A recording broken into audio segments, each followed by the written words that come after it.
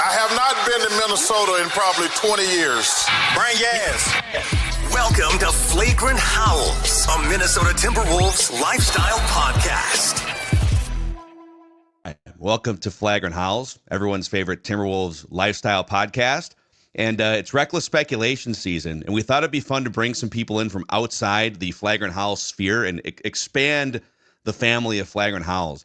And Ross and I were talking off microphone, and a couple other friends from Scorner too. We love the name of and the podcast itself, Crunch Wears No Pants. So if you aren't familiar with that, you should check it out. Apple and Spotify. I know you guys have a YouTube channel, but Brandon Beck joins Flagrant Howls here from Crunch Wears No Pants. Happy Wolves offseason, Brandon. Happy Wolves offseason indeed. Yeah, thanks for having me. I'm excited just to throw some like random fun Timberwolves speculative topics at you and see where this conversation goes here.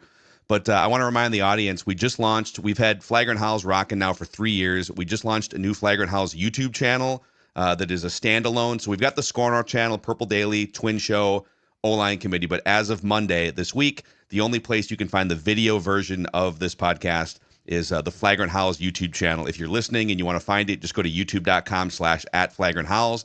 And yeah, Crunch Wears No Pants, also an awesome Wolves podcast. So check that out. I was scrolling through I feel like every 15 minutes, I'm just refreshing like NBA and Wolves Twitter and getting like Shams alerts. And so the two latest things that I saw come across my timeline, Brandon, that I'd love your thoughts are, number one, ESPN reporting, Shams reporting, that the Phoenix Suns and Kevin Durant's business partner, Rich Kleiman, are sorting through trade options with interested teams. And he mentions Houston, San Antonio, Miami, New York, and the Timberwolves, who flirted back in February. And then this odds report just came into the inbox a little while ago. Jrue Holiday's next team. Denver Nuggets are the odds-on favorite, but the Timberwolves are in the mix among like 5 or 6 teams that if the Celtics trade Jrue Holiday, maybe they're an option. I don't know. How do you feel about reckless speculation season here? Are you pro or anti? Let's start Kevin Durant. So Kevin Durant is a weird one. And I tweeted about this today just to kind of we're in kind of the prime spin zone season, I think, with Kevin Durant, where I'm going to be able to talk myself into whatever happens with him, really. Because on the one hand, I understand all of the reservations people have. I see the contract number that's getting thrown out on the extension. It's like Kevin Durant's new team is going to sign him to a 2-year, $120 million extension. And I'm like, $62 million for a 40-year-old Kevin Durant 2 years from now? Let's right party. As Ant hits his prime? That sounds insane to me. But then the fan side of me is just but man, having Kevin Durant on the Wolves would be sick. That's where I'm at. It's okay, a million smart people can bust out their spreadsheets and explain all the reasons why this is dumb or why to make it happen. Even it's not just offloading Randall. You'd probably have to make salaries work and stuff. You'd have to kick in some other pieces. And so what? And I'm okay, I just kind of want to see Anthony Edwards and Kevin Durant for a minute. I just think it'd be fun if you could do it without giving up Jaden McDaniels. How bad can it really be in a couple years? So that's where I'm at. The fan side of me is taking over too. Wouldn't it be fun to just watch that for a year and then kind of see what happens afterwards? Yeah, and I think sometimes we get I think the GMification of fanhood has kind of warped our brains a little bit sometimes. Don't get me wrong. I love spending time in the trade machine and I look at the cap sheet down the road and want to know what the Timberwolves plan for building a title contender in 5 years from now is. I do all that stuff too. So I'm not villainizing that, but at the same time, I think sometimes we need to step back and realize all we're actually doing is watching basketball. And next season, having Kevin Durant and Anthony Edwards on the same team together would be just really, really cool to watch. And kind of the silly side of it is that the Timberwolves have the richest history of Kevins in NBA history. And Kevin Durant is the final infinity stone in Kevin Durant, Kevin Love. They had Kevin McHale in not a great capacity, but Although Kevin McHale drafted two of the other Kevins on the bookends of his weird GM career, so he deserves. There's like a third level inception there among the Kevins. And then there's Kevin Martin, there's Kevin Ali, there's Kevin Harlan. Like, just for the Kevin factor, like, can we? Yeah. I feel like we should finish out the top 10 Kevins that have ever stepped foot inside Target Center. Be a great power ranking. I think I ranked the Kevins at one point last year. My dad's name is Kevin, so I think I put him on the rankings. I love that. Yeah, I think your Kevin logic is the best, most influential thing I've heard and reasoning for why the Timberwolves need to bring in Kevin Durant. 100%. Yeah, I think like where I'm going back and forth between. On one hand, I feel like they're already really good. And if you just like find a way to unlock February and March Jaden McDaniels by not stashing him in the corner for 40 minutes on offense every night, and Terrence Shannon Jr. and Rob Dillingham and Jalen Clark are sort of unlocked, and you lean into the younger players and maybe a 9 or a 10-man rotation that like I can talk myself into a couple minor tweaks here and there. Anthony Edwards goes into the lab and finds a mid-range fadeaway or something, and boom, now this team is ready to rock and they're better, and you're kind of running it back. But on the other hand, I don't know that Rudy Gobert is going to be standing on the podium when you win a championship. I don't know that Randall's that guy. So this is the most fun I think the Wolves offseason news cycle has ever been because there's so many possibilities. But I'm having a hard time knowing exactly what they should do. So I kind of just trust Tim Connelly at this point.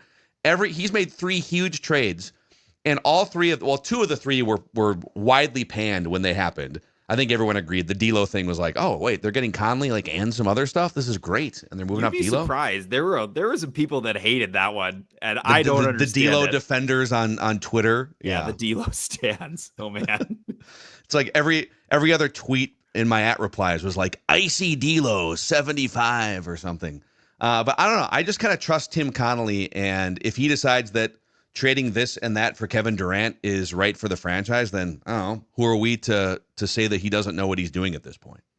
Yeah, I kind of agree there. And I think, like you said, they have so many options this offseason. I think just league wide, it's going to be crazy with kind of the first real offseason where people are feeling the effects of the second apron. And there's just been all sorts of talks that there's going to be tons of player movement and stuff.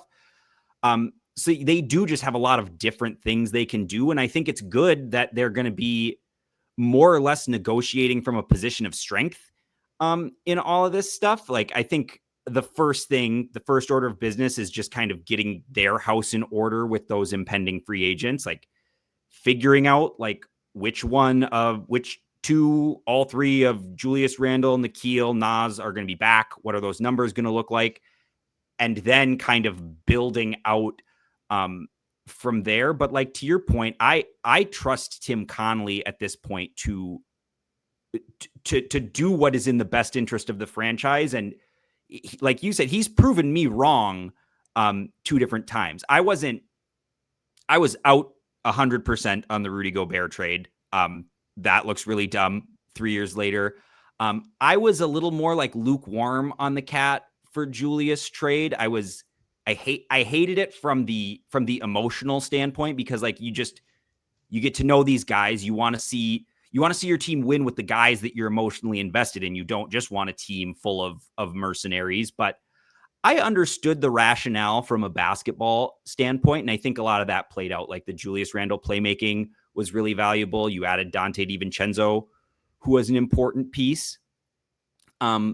But yeah, if I'm looking at this offseason, like I said, I think it's about getting their house in order. And I think the big thing for me is shoring up kind of the ball handling. I think that was the thing that was really the bugaboo in that Oklahoma City series, was that Mike Conley was really the only guy that was comfortable dribbling the ball up the court. And so they were so rushed getting into everything by the time they finally could get into their offense. And so I don't know, like, I don't think Kevin Durant solves that, but quite frankly, I don't know who the real answer is. Like Darius Garland, Trae Young, those guys are fantastic, but am I Do I want Ant married to a small guard for the next 5 years? Like, I really don't know. Yeah, man. Okay, I'm like mentally putting cliche pins in like 3 or 4 things. I want to come back to a Rudy thing for a second, but real quick on the emotional attachment piece, like the cat trade. It was this visceral reaction for the reason that I think you just stated, which is, wait a second.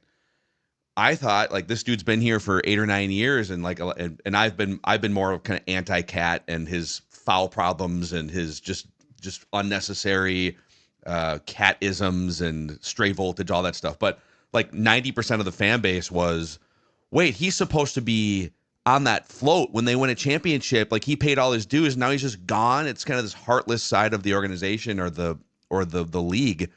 Who on this current team would you be like, maybe you'd get over it, 6 months after the trade, like most people did, but in the moment you'd be like, no, that you can't trade that guy.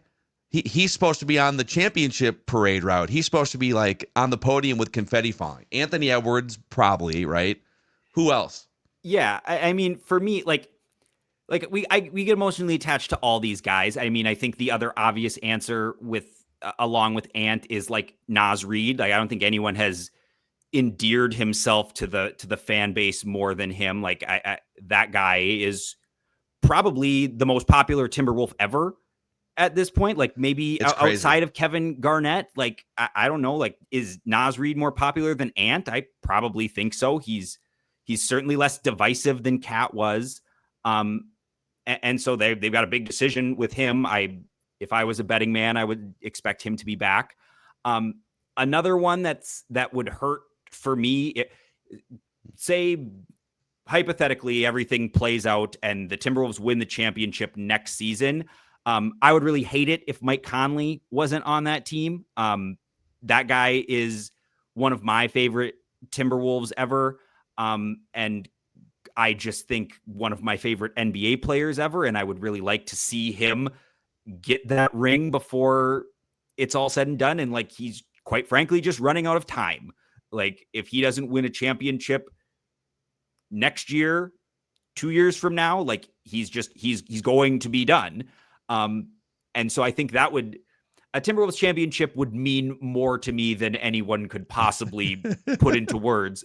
And a Timberwolves championship with Mike Conley on the roster would mean that plus more. So, man, yeah, even if he just has to kind of be sitting on the end of the bench in the Joe Ingles role, right? Like waving a towel. Make him Udonis Haslam. Yes. Mike Conley till he's 50 can have the 15th spot on the roster. Yeah, if Udonis Haslam was basically he was like the mascot for Heat culture. Just he was under contract for like 6 years, and they'd throw him in there in garbage time and stuff.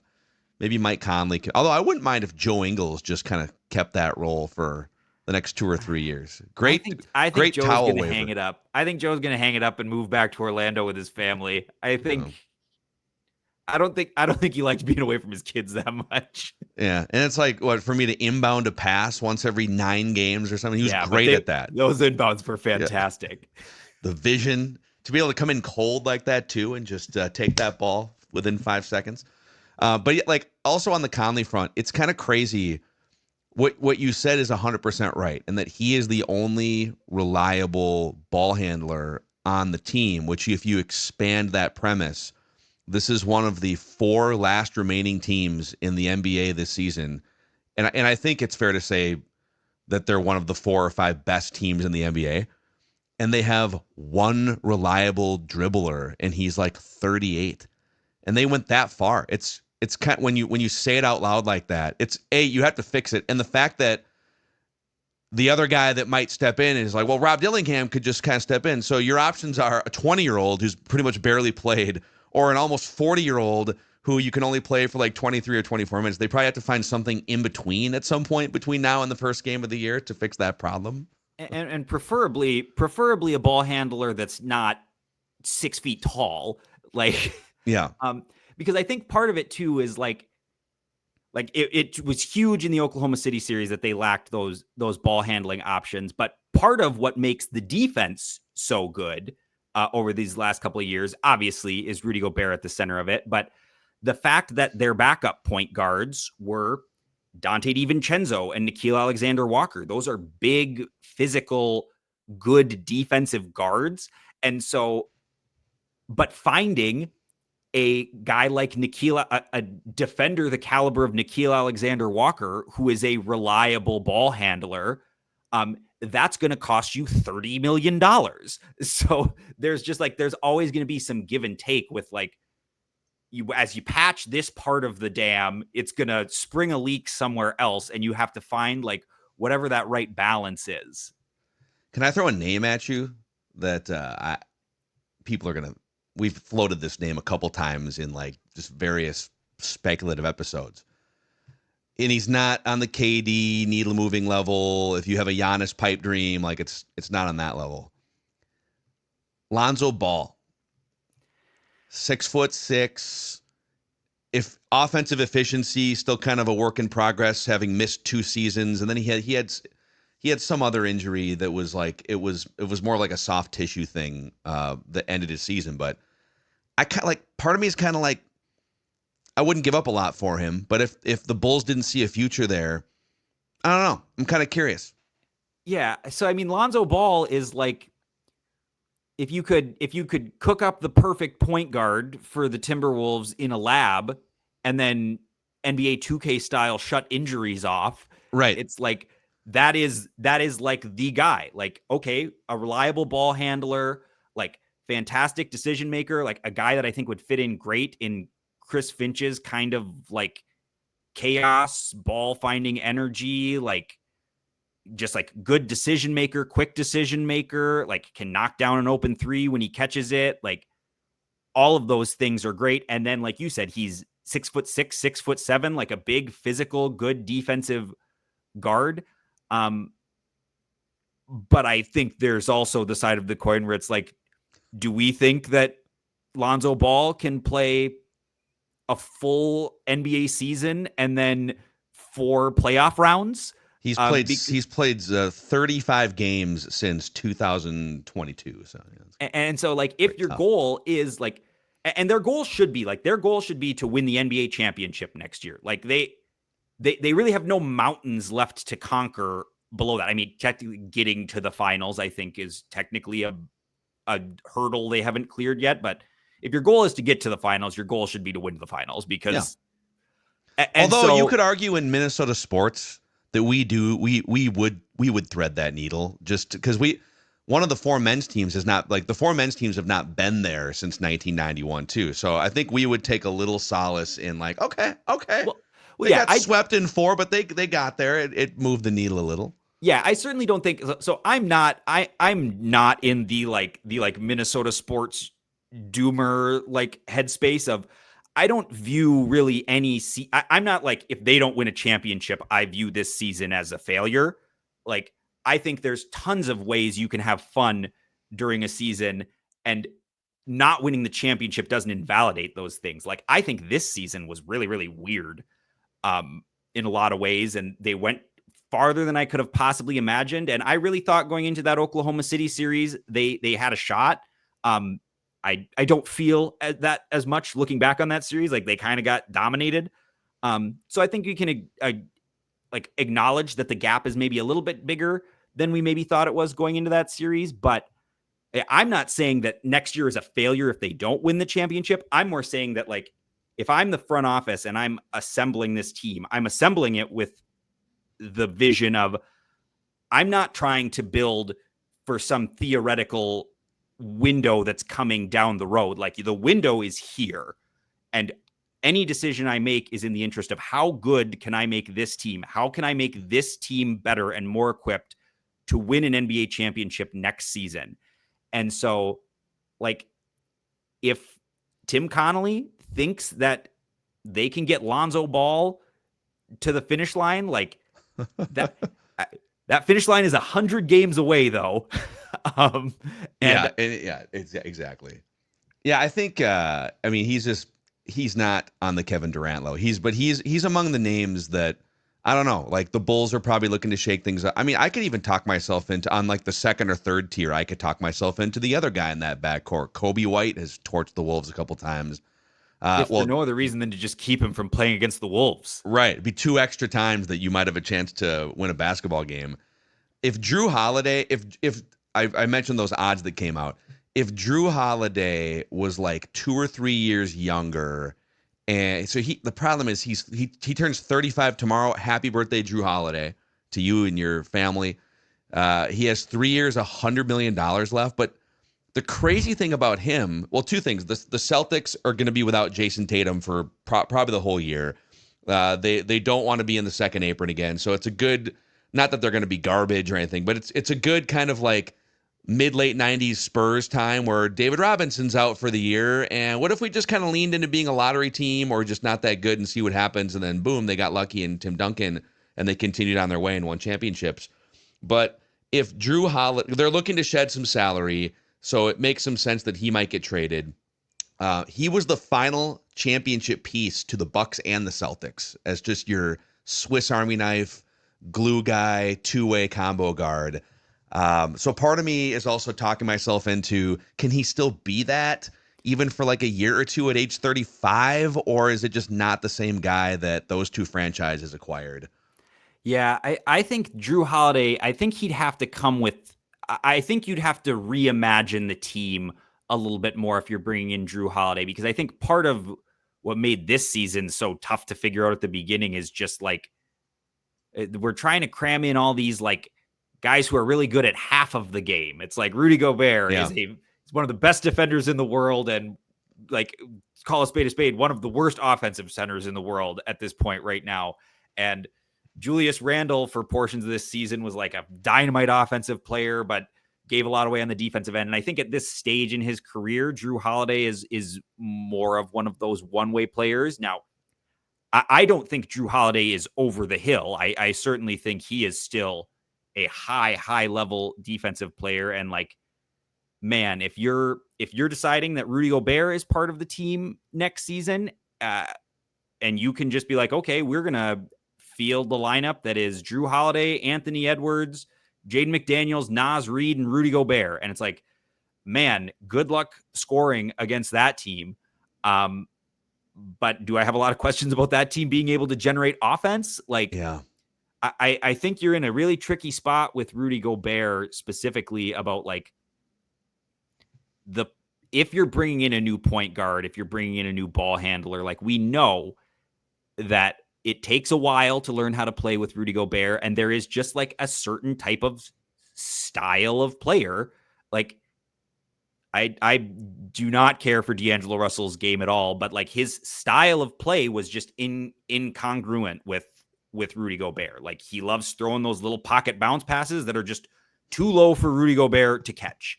So you need a point guard that can kind of like get a guy on his hip and shoot floaters and do things like that. And so do I think Jrue Holiday is that? So are you neutering Rudy Gobert even more offensively in that way? And then like just completely like Jrue Holiday he was very bad in the playoffs offensively for the Celtics this year. So, and then that contract, like if I'm getting a guy that's got 3 years, $100 million left on his contract, I think I kind of want it to be a little more of a sure thing. And maybe someone that aligns for sure age-wise more. So you're not. That's the thing. Like, I'm more willing to take a 1-year gamble on a Kevin Durant, which you probably have to give up less than, well, it might be comparable, I guess, what you give up.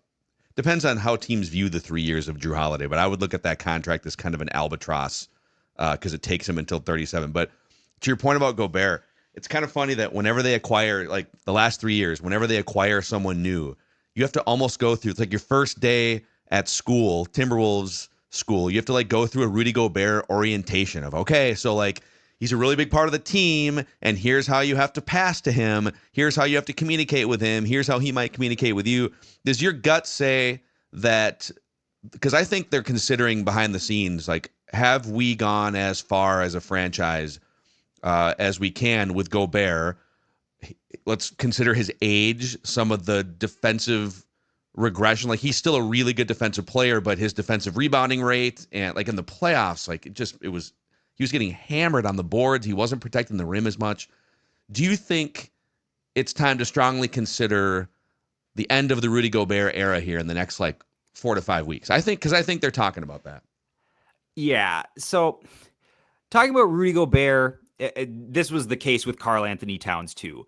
Talking about Rudy Gobert and being critical of Rudy Gobert is so hard because he is such a divisive player that to acknowledge his flaws just attracts this huge wave of people that are like, he is the worst player I've ever seen. He gets played off the floor in the playoffs, all these things. And I just quite frankly don't think those things are true. I have come to, over these last 3 years, really appreciate Rudy Gobert as a player and just acknowledge that, like, my opinions of Rudy Gobert prior to him getting to Minnesota were just wrong. I thought he was an overrated defensive player.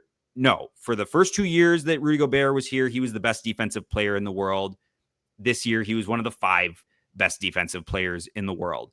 I think he has positive impacts on the offense. Like, the screen setting stuff is real. Like when Rudy Gobert was out in the middle of this season, like, you noticed it affected Anthony Edwards, like not being able to get those screens from Rudy Gobert. Now that being said, like, I think with Rudy Gobert, like, at his age, at his size, the type of player he is, he needs to be one of the 5 best defensive players in the world to be valuable. He can't be the 10th best defensive player in the world. A lot of players, if they're the 10th best defensive player in the world, are fantastic players, but he just gives away way too much on the offensive side of the floor to not be such a dominant force on this end. And then the other thing is, like, I think over the life of this contract that Rudy Gobert is on, you have to just kind of assume that at some point between now and when that contract is over, that Rudy Gobert is going to stop being a helpful basketball player. Like, because he is a 32, 33-year-old, like 7'2" guy with bad hands that started to have back problems this year and wears those big honking knee braces all the time. Like, so there's also a cliff coming with Rudy Gobert.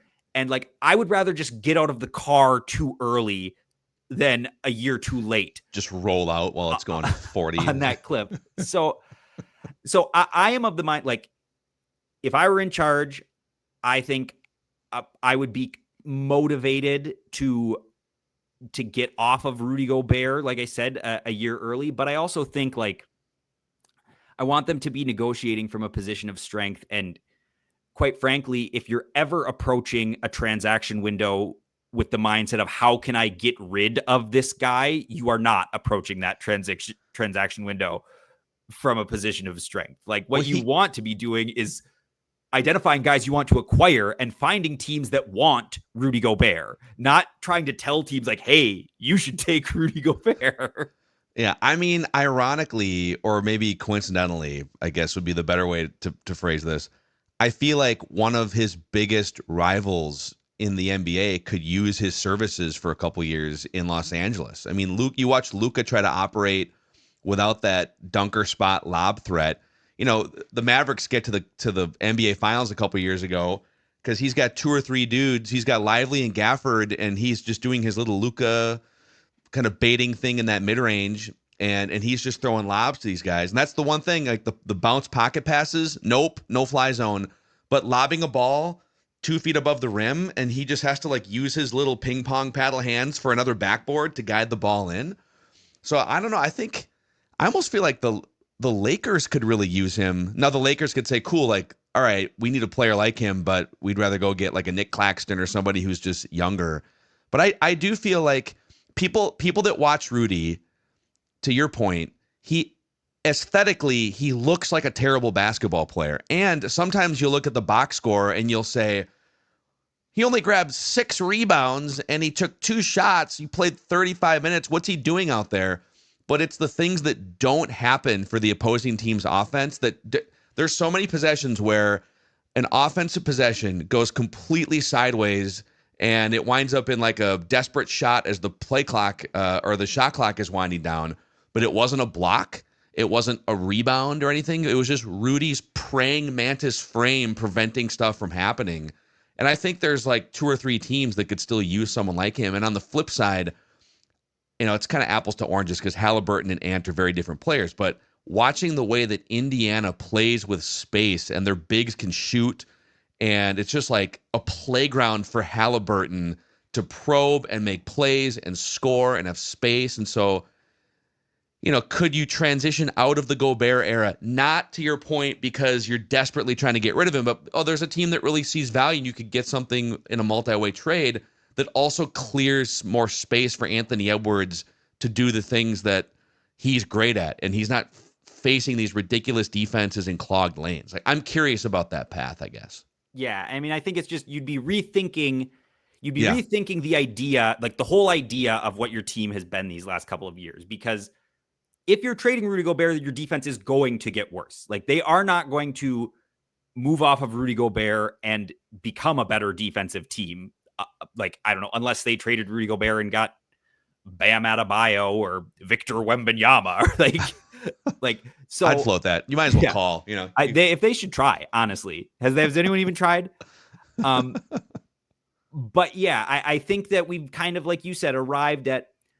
It felt to me this season like they were kind of bumping up against the ceiling of what they could be as a Rudy Gobert team, and I don't think that means that they couldn't win a championship, because if you're in the Final Four, you could have won a championship.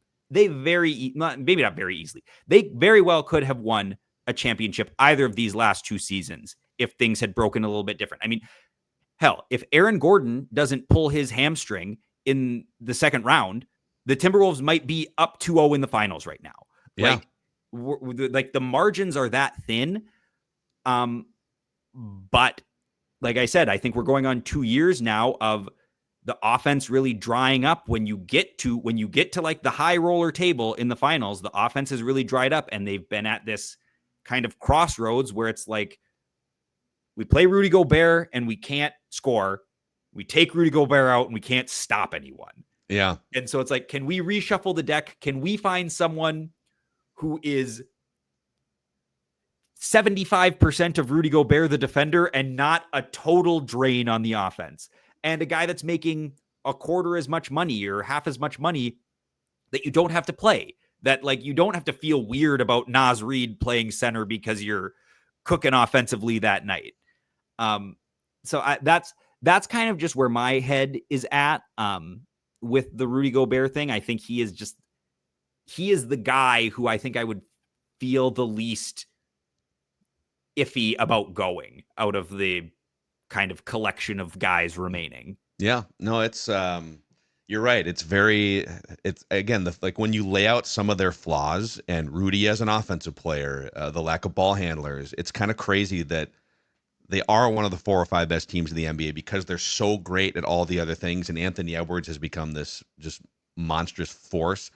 Last couple minutes here, and we'd love to do it again sometime. And if you guys aren't already subscribed to or following the Crunch Wears No Pants podcast or social media channels, check it out. Let's get our executive producer of the Random Wolf of the Week in here, Ross Brendel.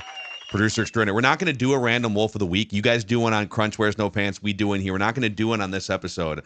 But I want to ask both you guys, Ross as the keeper of our Random Wolf of the Week, and Brandon making his debut on Flagrant Howls. We'll start with Brandon. Who is your favorite random Timberwolf of all time?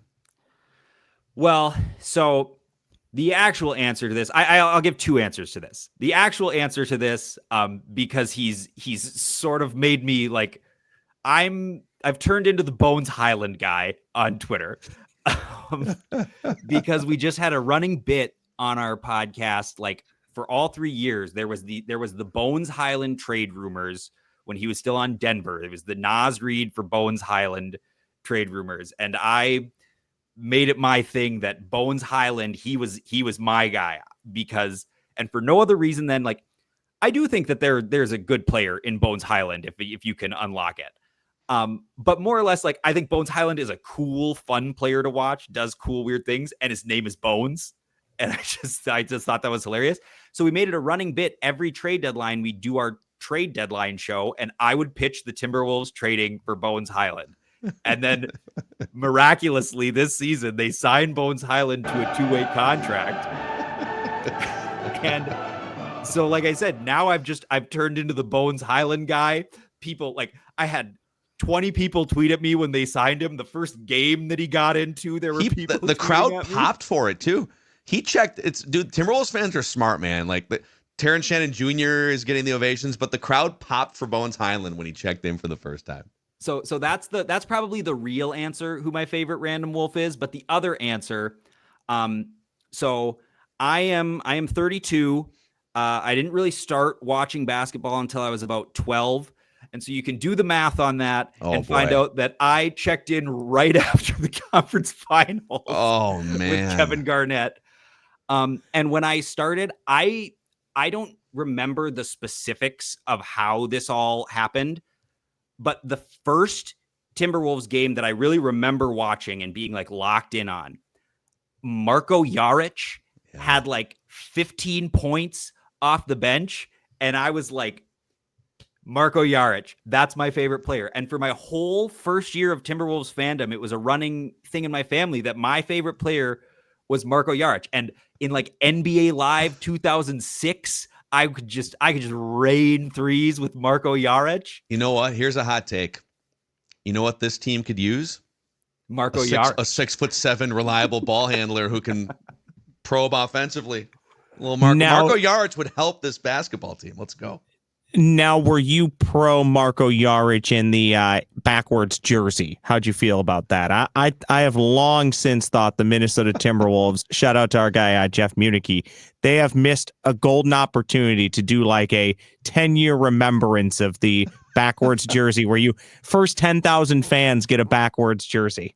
I mean, the backwards jersey is famous Timberwolves lore. We do the Wolves Things bracket on our social channel every year, and Marko Jaric's backwards jersey is always a heavy favorite.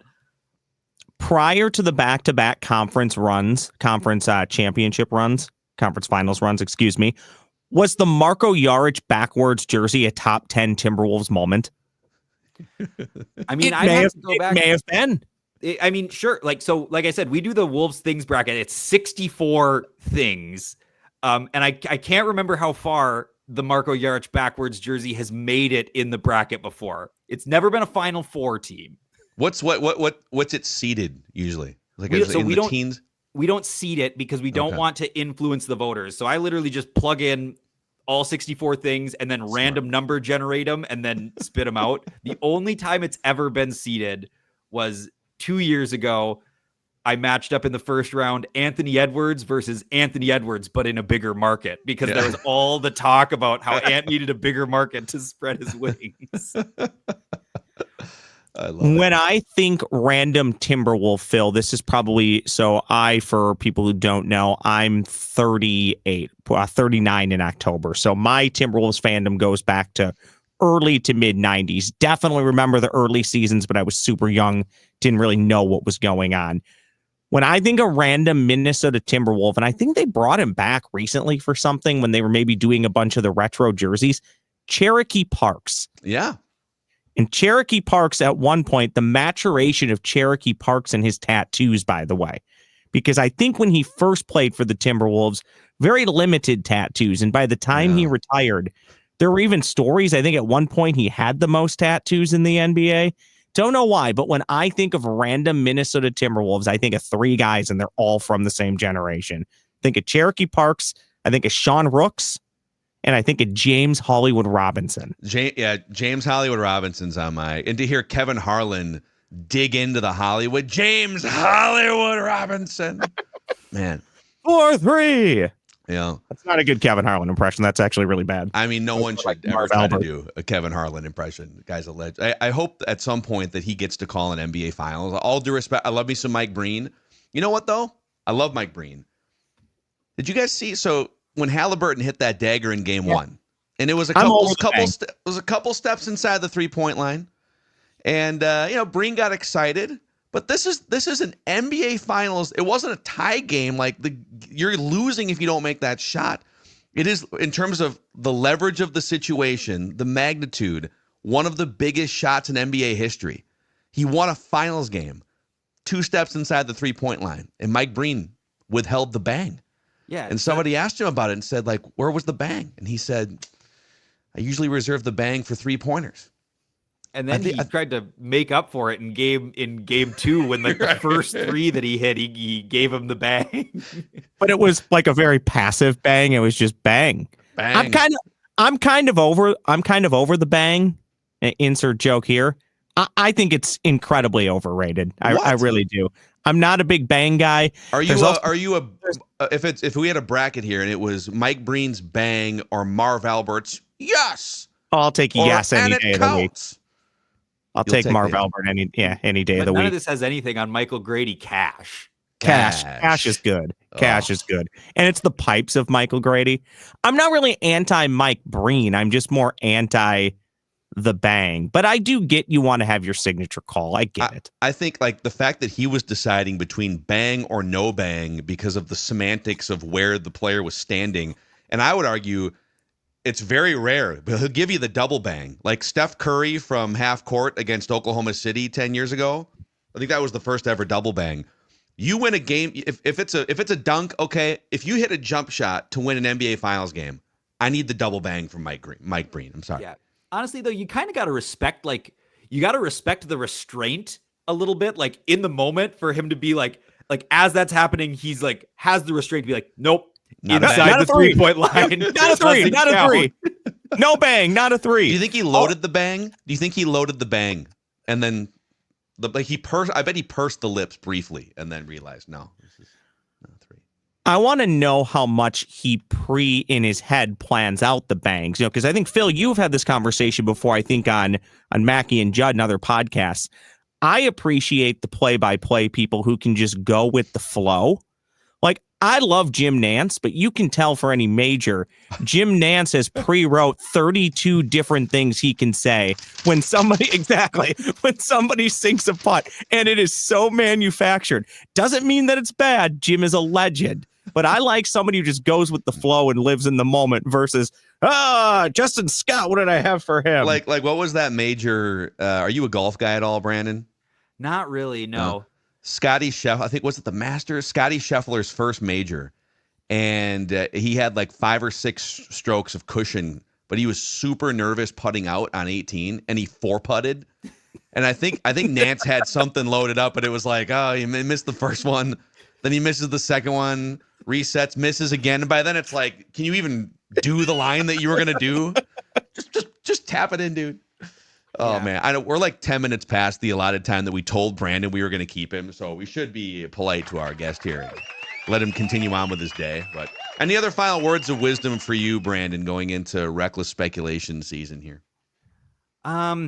Words of wisdom. Yeah, like I said, I think I'll go take it back to what I said at the start of the pod. Like, we can have fun with the GMification of the fanhood and all this stuff, but remember at the end of the day, like what we're doing is watching basketball. And if you can put any transaction that they make into the lens of like, is this going to make watching basketball fun? Then I think you can have a good time and you can talk yourself into pretty much anything they do.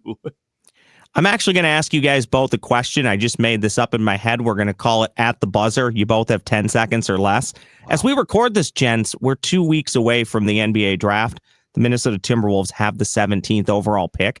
Do the Minnesota Timberwolves actually make a pick or keep a player? Basically, do they have a player with that pick? Or are they moving that pick for something else?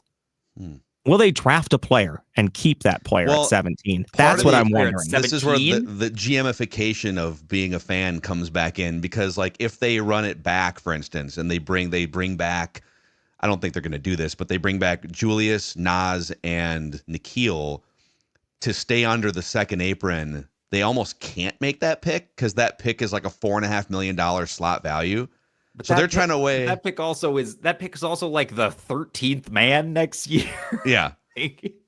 Yeah. I mean, the fact that like Jalen Clark can't get into a playoff game after locking down Oklahoma City, what are they really going to find that they would use right away? There's other dudes in the queue that like, let's put Rob Dillingham on the court for 5 minutes once in a while first, and then go from there. Yeah. So I'll turn my mic back on. I'm not a huge draft guy. I watch the draft. I like the draft. I talk myself into whoever they draft. I just don't know that much about like the players that are available or what they're going to do. If I had to guess, I would guess that they are going to trade at least one of those 2 picks that they have whether that be for a future first round pick or for a player or for bundling them together to move up to a higher pick this year that they want. Like, I would imagine there will be a trade on draft night is what I would say. I think 17's a nice sweetener for a trade to come. That's where I'm at. We went well over 10 seconds. The shot clock expired, but we still won the game. Good work, everybody. What? That was a great take by Brandon, so I'm going to give him the bang, bang. Perfect. Boo. All right, Ross, thank you, executive producer of the Random Wolf of the Week. You can find, again, Crunch Wears No Pants. Check these guys out, Apple, Spotify, and YouTube. You guys have social media. You're super active everywhere. Brandon Beck, awesome stuff, man. Thanks for coming on Flagrant Howls. Yeah, thanks for having me. All right, your favorite Timberwolves lifestyle podcast. See you guys.